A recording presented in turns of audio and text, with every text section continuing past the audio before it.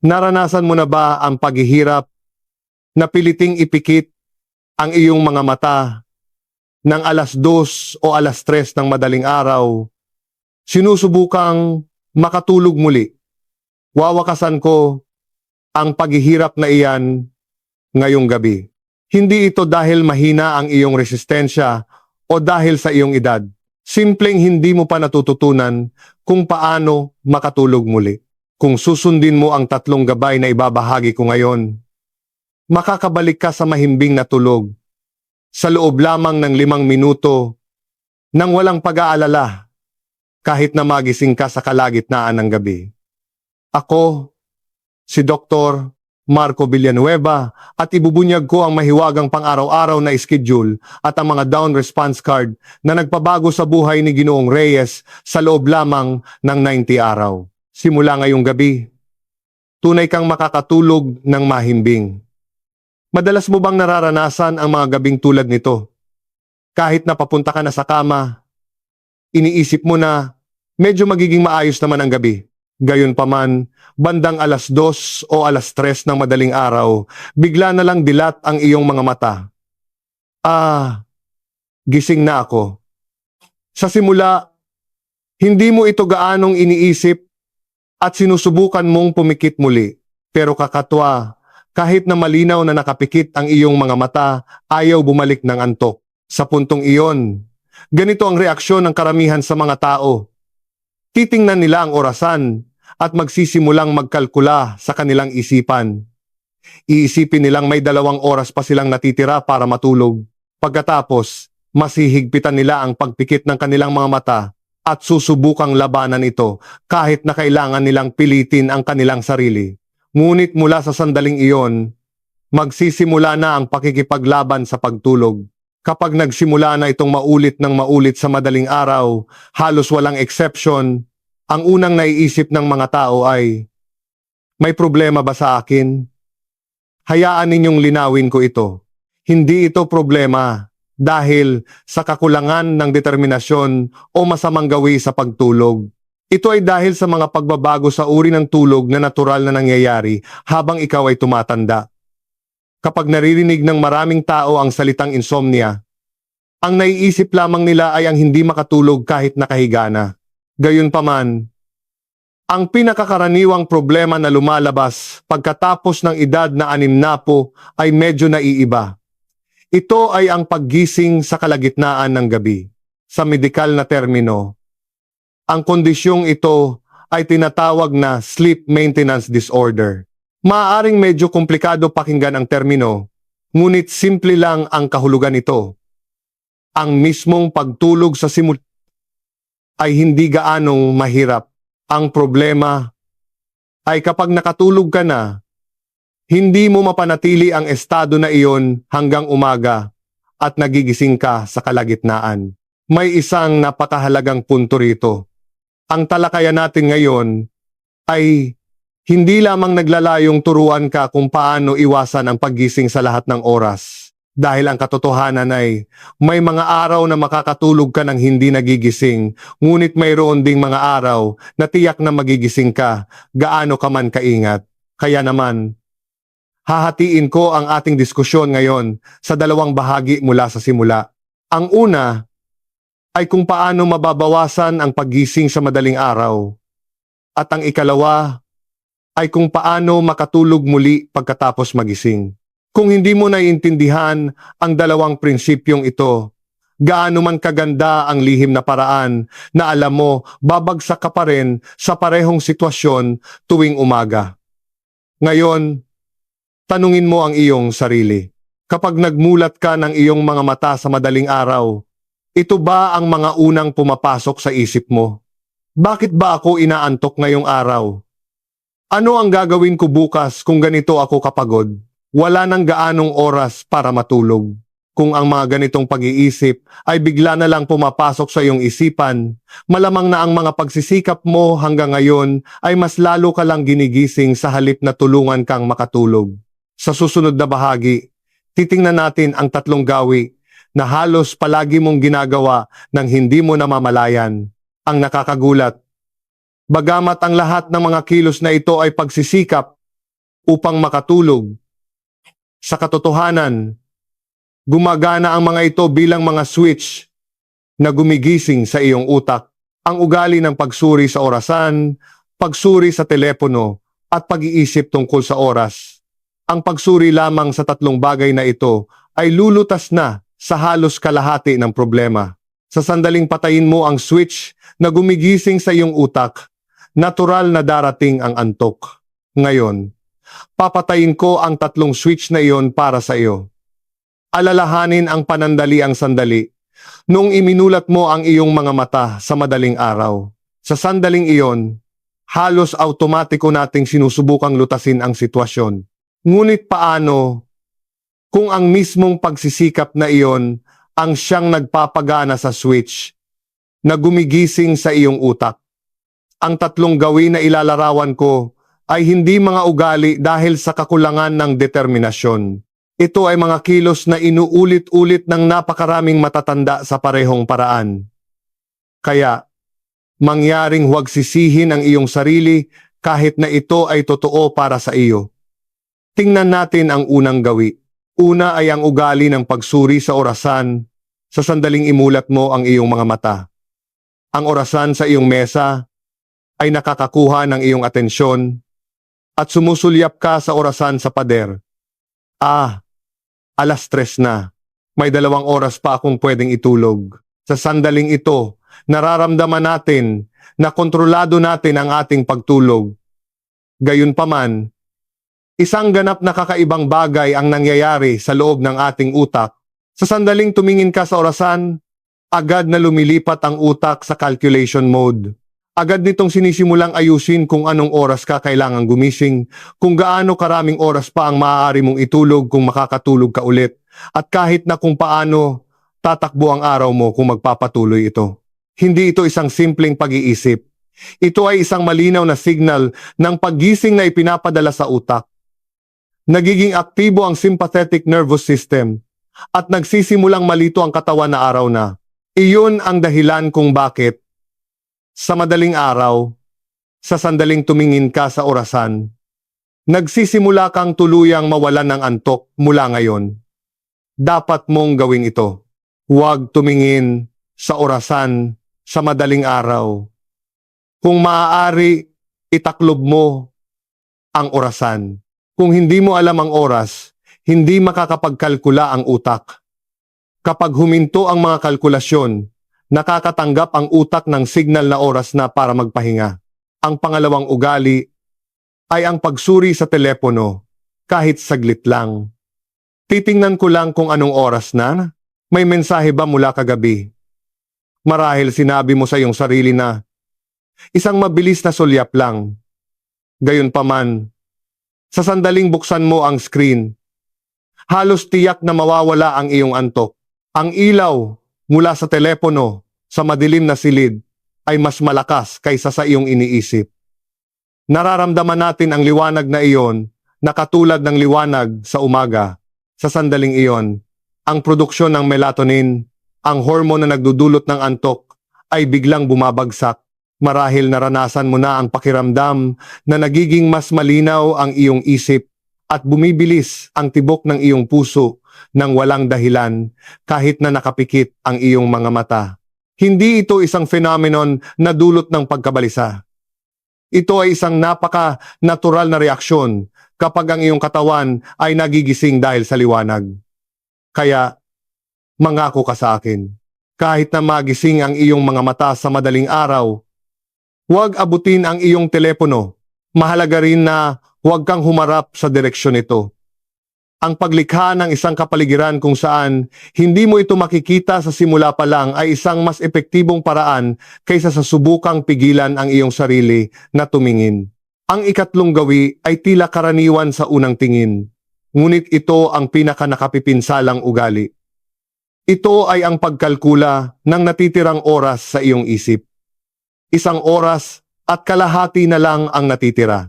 Paano kung mapagod ako bukas? Maaaring magdulot ito sa iyo ng pagkabalisa, ngunit sa katotohanan, ito ay isang kilos na pumipilit sa utak na gumana. Sa sandaling magsimulang gumana ang utak, natural na napupunta Sa pangalawang prioridad ang pagtulog. Ito mismo ang dahilan kung bakit habang mas pinipilit mong matulog, mas lalo kang nahihirapang makatulog. Kaya, tandaan mong mabuti ang pangungusap na ito. Hindi kailangang magkalkula ngayon. Kapag nagmulat ka ng mata, sabihin mo lang sa iyong sarili, hindi ko kailangang malaman. Manatili lang akong nakahiga. Hindi ito isang pangungusap na naglalayong pilitin kang matulog. Ito ay isang napakasimpleng signal upang pansamantalang ihinto ang aktibidad ng iyong utak. Kung nakikinig ka hanggang dito, marahil ay nag-aalala ka. Maaaring iniisip mo, paano kung hindi ako tumingin sa orasan, hindi tumingin sa telepono, at hindi nagkalkula, pero hindi pa rin ako makatulog? Tama ka. Tiyak na nangyayari iyan. Iyon ang dahilan kung bakit ang susunod na bahagi ang pinakamahalaga sa diskusyon na ito. Bibigyan kita ng malinaw na pamantayan kung gaano ka katagal dapat manatili sa kama at kung kailan ka dapat bumangon. Kung maiintindihan mo ng tama ang pamantayang ito, maaari mong ganap na baguhin ang iyong siklo ng pagtulog at maiwasan ang paggising sa kalagitnaan ng gabi. Ngayon, pag-usapan natin ang 20 minutong pamantayan. Tandaan lamang ang eksaktong 20 minuto. Ang nag-iisang pamantayang ito ang magiging susi upang gawing paraiso ang iyong masamang gabi at tulungan kang makatulog ng madali ngayong gabi. Mga kaibigan, ang kwentong sasabihin ko ay maaring magpakunot ng noo sa mga matagal nang may insomnia.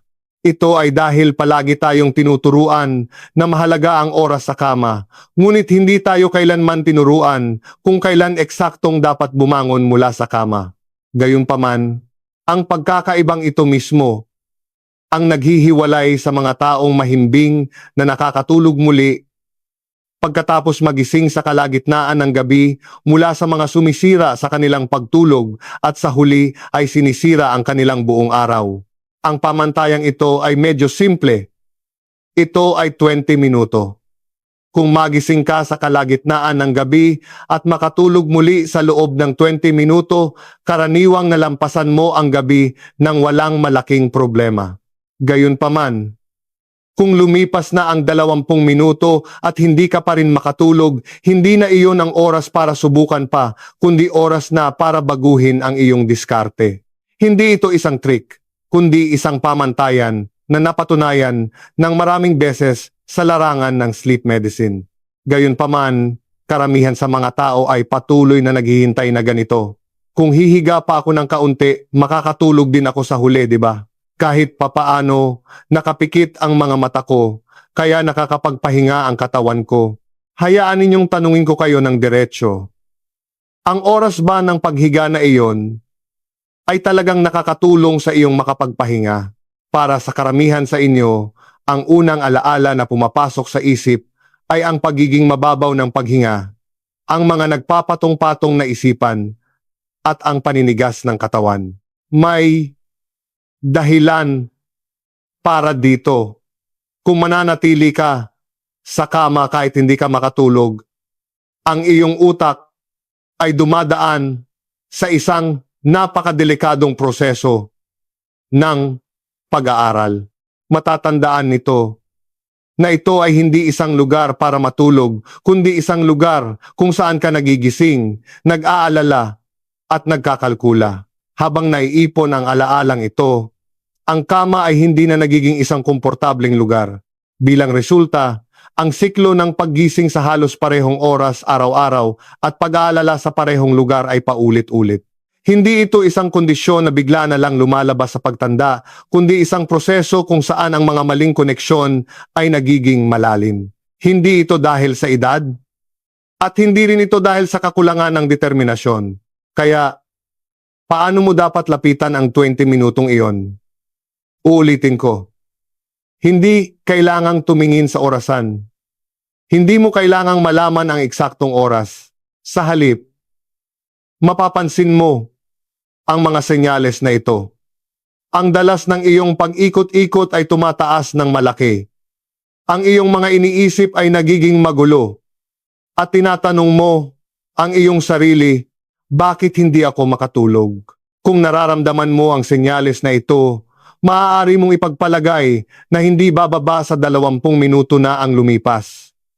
Iyon ang oras na dapat kang maglakas loob na bumangon sa kama kapag naririnig ito. Maraming tao ang nagtatanong, bakit kailangan kong piliting bumangon sa kama kung hindi ako makatulog? Isa lang ang sagot. Upang maibalik ang pagkakakilanlan ng kama bilang isang lugar na para lamang sa pagtulog. Siyempre, may isang kondisyon. Hindi ka dapat gumawa ng gawaing bahay. Buksan ang telebisyon o manood ng balita kapag nasa labas ka na ng kwarto. Iyon ay magiging isang kilos na naglalayong gisingin ang iyong utak. Sa halip, panatilihing madilim ang ilaw at umupo sa isang komportableng upuan sandali. Basahin lamang ang ilang pahina ng isang libro na nakakaantok. O simpleng umupo ng tahimik at damhin ang tunog ng iyong sariling paghinga. Ang layunin dito ay hindi makatulog.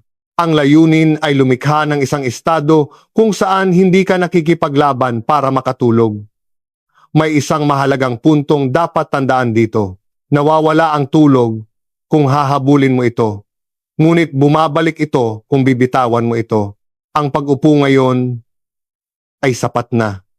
Bumalik ka sa kama kapag naramdaman mong inaantok ka na. Sa sandaling bitawan mo ang ganoong pag-iisip, ang depensa ng iyong utak ay magsisimulang mag-relax ng tahimik. Kaya, kailan ka dapat bumalik sa kama? Napakalinaw ng pamantayan. Ito ay kapag nararamdaman mo ang tunay na antok sa iyong katawan. Kapag bumibigat na ang iyong mga talukap at ang iyong ulo ay patuloy na tumutungo, iyon ang oras na dapat kang bumalik sa kama. Kung humiga ka muli ngunit hindi pa rin makatulog, kailangan mo lang lumabas saglit gamit ang parehong paraan. Ang prosesong ito ay eksaktong pinaka-epektibong paraan ng behavioral control na nabanggit sa sleep medicine. Kung nakikinig ka hanggang dito, marahil ay mayroon kang mga sumusunod na tanong. Kailangan ko bang ulitin ito araw-araw? Gaano katagal ko ito kailangang gawin? Ngayon, ay ibubuod ko ang sagot para sa iyo. Sa puntong ito, marahil ay iniisip mo. Naiintindihan ko ang gawin na inilarawan mo kapag nagising. Ngunit hindi ba natural na maging mas mababaw ang tulog habang tumatanda? Ito ay isang napakatalas at napakahalagang tanong. At ang sagot sa tanong na ito rin ang sentro ng ating talakayan ngayon. Hayaan ninyong magsimula ako sa konklusyon. Totoo na nagbabago ang uri ng pagtulog sa pagtanda. Gayunpaman, hindi ito nangangahulugan na sira na ang iyong pagtulog. Ang tunay na problema ay nasa ibang lugar. Ito ay ang patuloy nating paglalapat ng mga gawi sa pagtulog mula sa ating kabataan sa ating katawan ngayon. Maraming tao ang nagsasabi ng mga bagay tulad ng, dati nakakatulog ako ng 7 oras, pero ngayon mga 5 oras na lang. Dahil madalas akong nagigising, sa tingin ko sira na talaga ang tulog ko. Gayunpaman, mula sa isang medikal na pananaw, ang ganitong pag-iisip ay isang klasikong maling akala na sa katunayan ay nagpapahirap sa atin. Habang tayo ay tumatanda, natural na nagbabago ang pagtulog. Ang oras ng malalim na pagtulog ay medyo nababawasan at ang bilang ng mga maikling paggising sa gabi ay tumataas. Ang kabuuang oras ng pagtulog ay maaari ring maging mas maikli. Hindi ito isang senyales na may problema ang iyong katawan. Ito ay isang napaka-natural na proseso ng pagtanda. Gayunpaman, sa sandaling maunawaan mo ang pagbabagong ito bilang resulta ng hindi magandang pagtulog kagabi o sirang pagtulog, nagsisimulang ituring ng utak ang pagtulog bilang isang banta. Ano ang nangyayari kapag natatakot ka ng matulog? Paano kung hindi na naman ako makatulog ngayong gabi? Mapapagod ako bukas. Baka magkasakit ako? Sa sandaling mapuno ng mga ganitong pag-iisip ang iyong isipan, mas lalong nagiging alerto ang utak. Ito mismo ang pinakamalaking kaaway ng pagtulog. May isang mahalagang bagay na kailangan mong tandaan dito. Ang tunay na sanhi ng insomnia sa pagtanda ay hindi ang kakulangan sa tulog, kundi ang sobrang pagka-stimulate ng utak. Kaya, kailangan mong baguhin ang iyong layunin. Maaari mong bitawan ang pamantayan ng pagkakaroon ng tiyak na bilang ng oras ng tulog tulad noong bata ka pa. Sa halip, subukang mag-focus sa iisang bagay lamang. Isipin kung paano mo maaaring mapakalma ang iyong utak ng mas mabilis. Kung hindi magbabago ang pamantayang ito, mahihirapang bumalik ang tulog, gaano man kaganda ang paraan na iyong gamitin. Kaya, mula ngayon, kapag nagising ka sa madaling araw, subukang isipin ito. Gising na naman ako. May problema talaga ang tulog ko. Ang mga salitang ito ay parang isang alarm clock na gumigising sa iyong utak. Sa halip, bakit hindi mo subukang baguhin ito ng ganito? Ito ay isang karaniwang phenomenon sa ganitong edad. Sapat na ang pahinga ng katawan ko at makakatulog din ako ulit. Ang magiliw na pangungusap na ito ang magiging unang gamot na magpapakalma sa iyong utak. Sa katunayan, ipinapakita ng mga pag-aaral ang isang napakalinaw na pagkakaiba. Kahit na may parehong dami ng tulog, ang pakiramdam ng kakulangan sa tulog sa susunod na araw ay ganap na naiiba sa pagitan ng mga taong naniniwala na ang kanilang pagtulog ay naapektuhan at sa mga tumatanggap nito bilang isang natural na proseso na kailangang ayusin. Ang kalidad ng pagtulog ay nagbabago depende sa kung paano ito nakikita ng ating utak. May kakaiba ba dito? Kahit na parehong tao ay nagkaroon ng hindi magandang pagtulog sa gabi, ang ilan ay medyo alerto pa rin sa araw, habang ang iba ay ganap na pagod sa buong araw. Ang pagkakaibang ito ay hindi dahil sa oras ng pagtulog. Nagmumula ito sa pagkakaiba sa pag-iisip ng bawat tao tungkol sa pagtulog. Natural na humahantong ito sa tanong, ilang oras ng tulog ang itinuturing na normal? Hindi mo na kailangang kumapit sa mga numerong iyon. Sa halip, kailangan mo lang suriin ang tatlong bagay na ito sa iyong sarili. Pagod ka ba? Na nahihirapan kang gawin ang iyong mga pang-araw-araw na gawain sa araw? Natutulog ka ba ng masyadong mahaba sa tanghali? Nararamdaman mo bang sobrang bigat ng iyong mga mata sa hapon? Kung ang tatlong bagay na ito ay hindi malaking problema, ang iyong pagtulog ay halos pasado na. Ngayon, mayroon na lamang isang huling piraso. Mayroon bang isang pangunahing paraan upang maiwasan ang paggising sa gabi? Alamin natin ngayon. Ang pagtulog sa gabi ay sa katunayan ay napagpasyahan sa araw. Ang paraan upang bawasan ang stress sa utak nang maaga at matiyak ang isang ganap na mahimbing na pagtulog sa gabi. Ibubunyag ko ito ngayon. Mga kaibigan, ngayon ay dumating na tayo sa pinakamahalagang punto. Kung matiyaga kang nakinig hanggang dito, tiyak na alam mo na ang isang katotohanan. Ang problema ng paggising sa madaling araw ay hindi lamang isang problema ng isang sandali. Sa katunayan, ang 12 oras na iyong ginugol sa araw ang nagpasya sa resulta ng umaga ngayon. Ang pagsisikap na makatulog ng maayos sa gabi lamang ay tulad ng pagsisikap na mag-igib ng tubig gamit ang isang timba habang sira na ang dam. Kaya, ngayon ay tutugunan natin ang ugat ng sanhi at tuklasin ang mga sikreto sa araw upang bumuo ng isang katawan na hindi nagigising sa buong gabi. Ibubuod ko ang pangunahing punto sa isang pangungusap lamang. Kung gusto mong mas kaunti ang paggising sa gabi, dapat mong alisin ang mga laso ng stress na naipon sa iyong utak sa buong araw. Hindi bigla ang lumilikha ng tulog ang utak dahil lang dumilim na. Sinusuri nito ang mga signal na natanggap sa araw, nagpapasya na oras na para magpahinga at automatikong nagpapatay. 3 sikreto para mapatakbo ng maayos ang power switch na iyon. Ang unang sikreto ay ang pagkakanulo ng mga idlip. Marami sa inyo ang sumusubok na manatiling gising dahil nag-aalala kayo sa pagtulog sa gabi, tama? Gayunpaman, ito ay mas nakakasama kaysa nakakabuti. Kapag lumagpas ka sa edad na 65, hindi na kayang tiisin ng iyong utak ang pananatiling gising sa buong araw tulad noong bata ka pa. Kung pipilitin mong manatiling gising ng masyadong matagal sa araw, magiging sobrang karga ang utak pagdating ng gabi, na magiging dahilan upang mas madali kang magising. Sa simpleng salita, ganito ito gumagana. Kung itutulak mo ang utak sa limitasyon nito, sa pamamagitan ng pagpipigil sa sarili sa araw, hindi ito magbibigay ng senyales na huminto sa gabi. Sa halip, sisigaw ito na hindi pa ito ganap na nakapag-relax. Iyon ang dahilan kung bakit, habang mas pinipigilan mo ang iyong sarili sa araw, mas mababaw ang iyong tulog sa madaling araw. Mayroon lamang isang pamantayan. Dapat mong ganap na iwasan ang mga idlip na tumatagal ng higit sa 1 oras.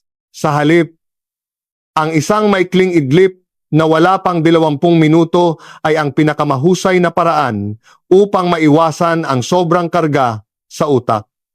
Ang sekreto dito ay huwag humiga sa kama.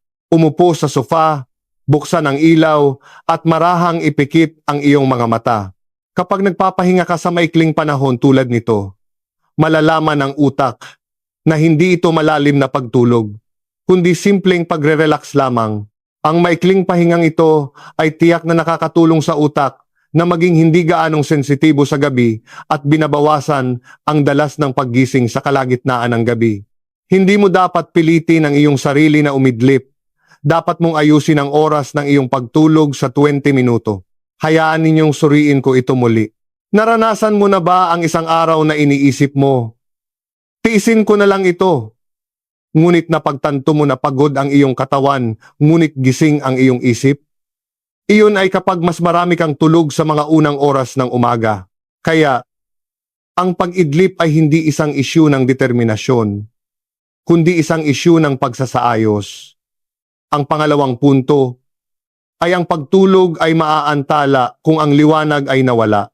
Habang tayo ay tumatanda, bumababa ang melatonin, ang hormone na nag-aayos ng pagtulog. Gayunpaman, may isang mahalagang salik na tumutulong na ibalik sa normal ang antas ng hormone na ito. Iyon ay ang liwanag ng araw sa umaga. Kung mananatili ka sa loob ng bahay buong araw, magsisimulang malito ang utak sa pagitan ng araw at gabi. Kung hindi nakikilala ng utak ang araw bilang araw, hindi ito maaaring magpatay kahit na dumilim na at mananatili sa isang antok na estado. Ang hindi epektibong pagtulog ay magiging mababaw, na magiging dahilan upang magising ka sa isang maliit na ingay lamang sa madaling araw. Kaya, mangako ka sa akin, lumabas ka ng mga 20 minuto bago mag-alas 4 ng hapon. Hindi mo kailangang maglakad. Okay lang na umupo sa isang bangko sa labas ng inyong kondo, okay din sa balkonahe. Ang mahalaga ay magpadala ng isang malakas na signal sa utak sa pamamagitan ng iyong mga mata na nagsasabing araw na. Alisin mo ang iyong sombrero sandali at tamasahin ang sikat ng araw. Hindi ito ehersisyo. Ito ay isang diskarte sa kaligtasan upang i-reset ang biological clock ng iyong utak sa zero. Kailangang maging malinaw ang signal na ito upang ang mga tunay na signal ng pagtulog ay gumana sa gabi. Hayaan ninyong suriin ko muli. Kamakailan ba ay nararamdaman mo na nagkakapalit ang araw at gabi? Habang mas matagal kang nananatili sa loob ng bahay sa araw, mas malamang na hindi gaanong gising ang iyong utak pagdating ng gabi. Kaya, ang sikat ng araw ay isang signal, hindi ehersisyo. Ang ikatlong punto ay ang sobrang pag-init ng utak sa gabi. Maraming tao ang nagtatanong, ano ang masama sa panonood ng balita? Mga kaibigan, anuman ang nilalaman, ang balita sa gabi ay isang stimulant na gumigising sa utak ang mismong proseso ng pakikipagtalo sa isang tao, pagiging galit, at pagpapaalam sa mga alalahanin na mawala sa kontrol ay magpapakulo sa iyong utak. Nakahiga sa kama na may mainit na utak, ang apoy ay muling nagliliyab sa madaling araw na nagiging sanhi ng pagmulat ng iyong mga mata. Kailangan mong ilipat ang iyong utak sa isang mas simpleng mode 1 oras bago matulog. Huwag magkarga ng bagong impormasyon. Isantabi ang iyong mga alalahanin. I-play lang ang isang teleserye na napanood mo na ng 100 beses at alam mo na ang kwento o isang magaan na programa sa radyo. Ang tulog ay hindi isang bisita na dumarating kapag nakatuon ka sa isang bagay. Ito ay isang bisita na tahimik na dumarating kapag wala ka ng pakialam sa mga bagay sa mundo. Mga kaibigan, medyo mahaba ang ating kwento ngayon, ngunit napakalinaw ng pangunahing mensahe. Ang paggising sa madaling araw ay hindi isang sakit. Ang paraan ng iyong pagtugon sa sandaling iyon ang magpapasya sa iyong kalagayan bukas, simula ngayong gabi. Kung magising ka sa madaling araw, ilabas mo ang mga card mula sa kabanata 4 ng sunod-sunod. Unang card, huwag kailanman suriin. Few, huwag abutin ang telepono o orasan. Sa sandaling imulat mo ang iyong mga mata. Nagsisimulang gumana ang iyong utak sa loob ng 0.1 segundo upang suriin ang oras. Anong oras na? Naku! Problema ito. Sa sandaling magsimula ang pag-iisip na ito, nawawala ang tulog. Kilalanin lamang, gising na ako, at huminto ka doon. Ikalawang card, bigyang pansin lamang ang iyong paghinga. Kapag nararamdaman mong hindi ka makatulog, huwag pilitin ang iyong sarili na magising. Sa halip, mag-focus lamang sa tunog ng iyong paghinga, papasok at palabas. Hindi mo kailangang huminga ng malalim. Damhin lamang ang pakiramdam ng hangin na pumapasok at lumalabas. At sabihin mo sa iyong sarili ang isang bagay.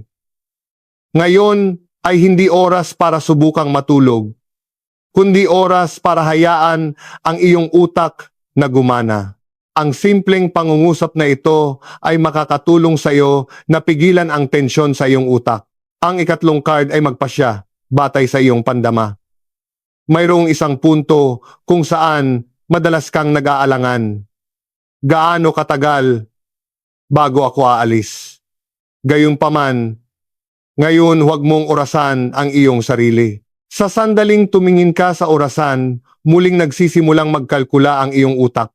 Sa halip, magtakda ng isang pamantayan tulad nito. Kapag ang mga iniisip ay nagsimulang umikot sa iyong ulo ng 2 o 3 beses, iyon ang oras na kailangan mong magpasya. Sa sandaling iyon, huwag magpaikot-ikot sa kama at sisihin ang iyong sarili. Maglakas loob na lumabas sa sala. Dapat mong itatak sa iyong utak na ang kama ay para lamang sa pagtulog. Umupo sa sofa sa madilim na sala at magbasa ng isang nakakainit na libro o magtimpla ng isang basong maligamgam na tubig. Ang lakas ng loob na umupo ngayon at bumalik kung inaantok ka na ang makakatulong sa iyong makatulog muli. Ika-4 na card. Baguhin ang pamantayan ng tagumpay. Maaaring hindi ka agad makatulog kahit na pagkatapos humiga, hindi iyon isang kabiguan. Simula ngayong gabi, ang pamantayan ng tagumpay ay hindi ang agad na makatulog, kundi ang hindi maging balisa. Kung mapapanatili mong relax ang iyong katawan nang hindi nakakaramdam ng pagkabalisa, tama ang iyong naging reaksyon ngayong umaga. Habang naiipon ang reaksyon na ito, magiging iba ang paggaling ng iyong katawan sa susunod na araw. Mga kaibigan, ang paggising sa madaling araw ay isang senyales na ang iyong utak ay buhay pa at gumagana. Hindi mo palang alam kung paano hawakan ang enerhiya na iyon. Ngayon na alam mo na ang paraan, huwag kang matakot ngayong gabi. Ito ay isang mapayapang oras para sa iyo na tahimik na pakalmahin ang iyong isip. Sapat na ang pagkakaroon ng ganitong pag-iisip. Taos-puso kong binabati ang lahat ng nanatili sa akin ng ganito katagal ngayon para sa kapakanan ng inyong kalusugan. Sana ngayong gabi ay magkaroon kayo ng isang mahimbing at komportableng pagtulog na higit kailanman. Magkita-kita tayo muli bukas na may mas maraming kapaki-pakinabang na mga diskarte sa kaligtasan. Manatiling malusog ngayong araw.